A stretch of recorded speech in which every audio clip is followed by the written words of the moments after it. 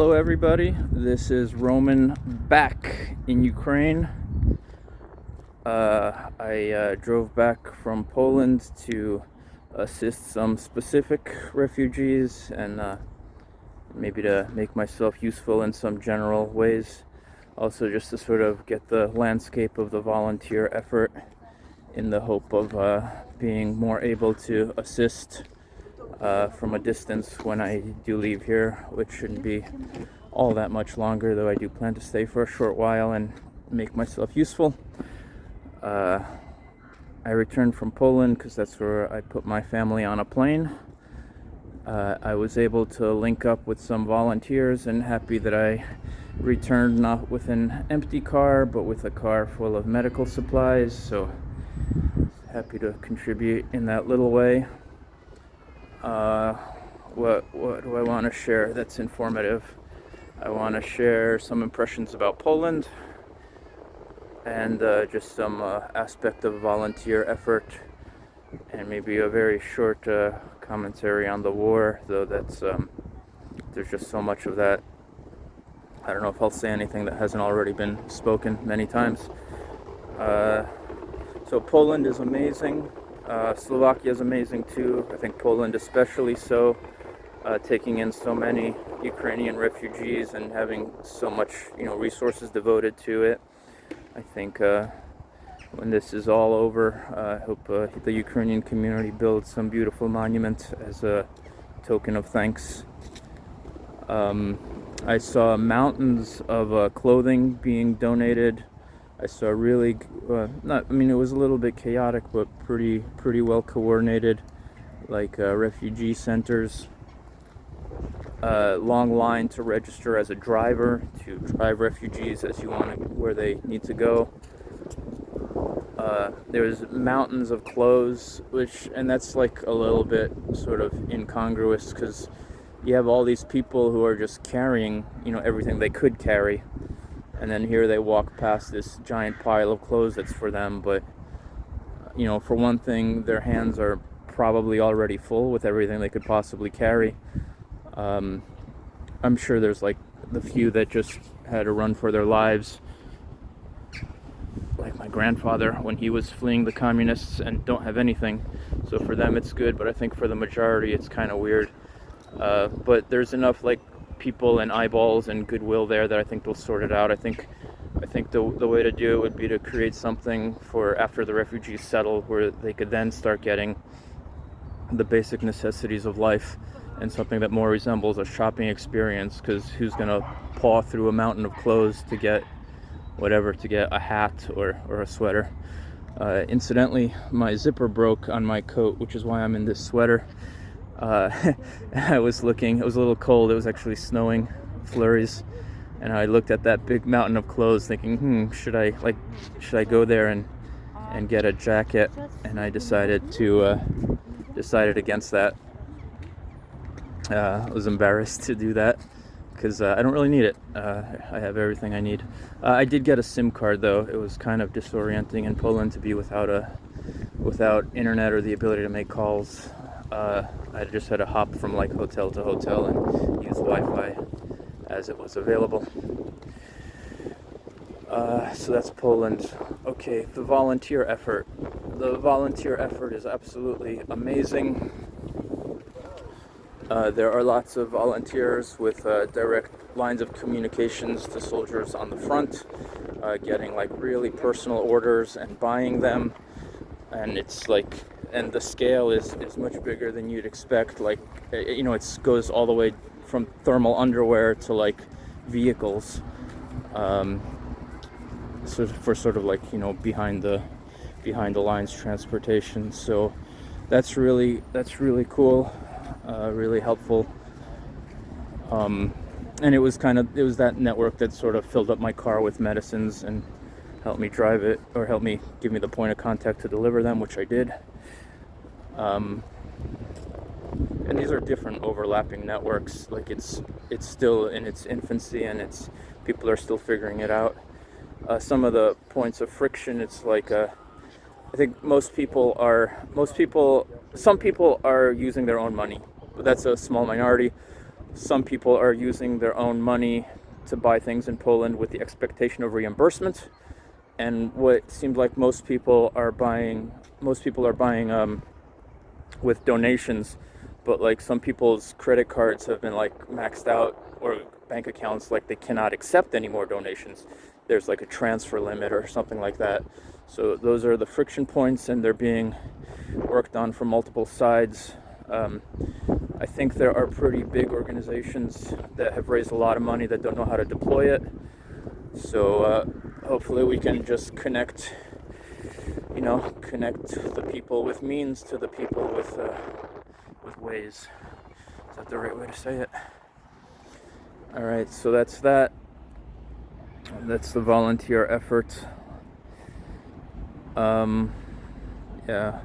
Lviv is as crowded as I've ever seen it, which is saying a lot. Over the course of my 10 years here, one thing I think that I witnessed was sort of the emergence of a Ukrainian middle class. So everyone was buying cars. You would drive to some little remote nothing village, and there was a sign, "Call me and I'll teach you how to drive." You saw the emergence of so many like creative and delightful restaurants catering to the more sort of subtle and varied tastes of a middle class. You saw many just delightful recreational areas and businesses being built, including this sort of animatronic dinosaur park that my son loves to go to. So yeah, it was like the real emergence of a middle class.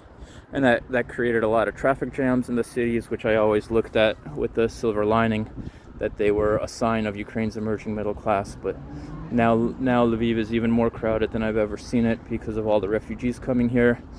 It continues to be a bustling city, people walking their dogs, the food delivery's working. It seems, probably not all, but it seems like most stores are functioning. There are no lines at gas stations, there are no lines at ATMs. There is fuel rationing, but just a little bit. Yeah, okay, so that's Lviv, Poland, the volunteers. I think that's all I wanted to talk about. Oh, the war. There's just so much news about that. I think everyone's overdosing on that. It's probably a good idea not to spend your whole day doom scrolling. And if you feel the compunction to help, even in some small way, to do that. I think we may be in it for the long haul, though it's hard to tell. Russia's doctrine is to be unpredictable, and they're good at it. I think the reason they break every agreement they make, or almost every agreement they make, it's part of their doctrine of being unpredictable, and it's part of their prioritization of power over truth, which I think is the legacy of Genghis Khan, the legacy of the 200 and almost 300 years that Muscovy rose to power as a vassal state of the Mongolians, and just continue in their tyrannical absolutist ways. So I think this is an existential threat like a lot of Ukrainians see this as an existential threat. They're like, there's no way we're going back to the Soviet times. That is a strange word to finish on. Go back home. And I can't end this video without commenting on that. Because Ukraine has been my home for the last 10 years. We did make the decision to move the whole family to America. I still have my ticket. I'm flying out of Kiev, or my ticket to fly out of Kiev on March 20 something. Obviously that's not going to happen. But home, yeah. And I've only been out of Ukraine for the few days that it took to get my family onto a plane and to send a bunch of stuff home by DHL. But like as soon as I came back and crossed the border from Poland to Ukraine, which Ukraine is palatably poorer, you notice it as soon as you cross the border. But as soon as I crossed, I just felt happy to be back, because even for those few days I missed it. So I guess I am calling America home now. We bought a home. I think I mentioned in one of the videos when I was crossing the border that I had to connect to the internet and do some documents to affect that home purchase. That's all settled now, so my family does have a home, even though we're kind of leaving what had been our home for the last 10 years. Yeah. My parents-in-law say that they will not leave, even though things have gotten bad where they are. Their town has been bombed, though just twice, and I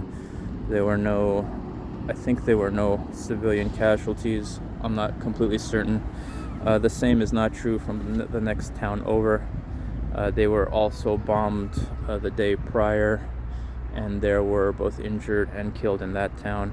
And don't let these Russian trolls tell you that they're only targeting military targets or are only doing that because when when soldiers are hiding inside civilian buildings, because like there was no fighting in either of these towns.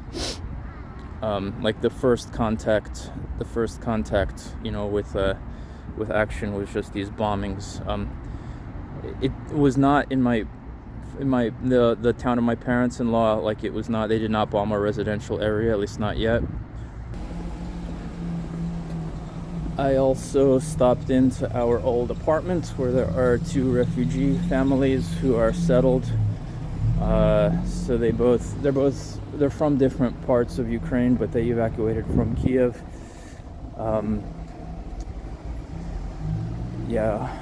So I just listened to their stories about Kyiv bomb shelters, and one girl spoke pretty good English. I'm fluent in Ukrainian, so it wasn't a problem, but it was like interesting to hear her speak English, and she was on her computer. Apparently she works for some California-based startup, and she described trying to work for them while in a bomb shelter in Kiev. So I was there for about 3 hours, which was what I needed to reorganize all our remaining stuff and just organize it nicely so it could be given away. There were stuff for kids, a bunch of toys that some I carried to the children's clinic not far away.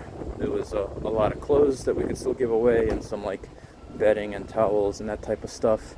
And then all the like stuff that's closer to camping that can go to the territorial defense. And my neighbor in that apartment, they're really active volunteers, and they know where to deliver everything. So my work was just sorting it, carrying some stuff to the clinic, and leaving the rest for them.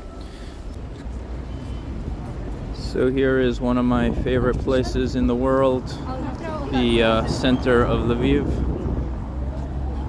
There's some church spires and the famous monument to our national poet, Taras Shevchenko. And here is the promenade down to the opera. So I have a hat and a coat now.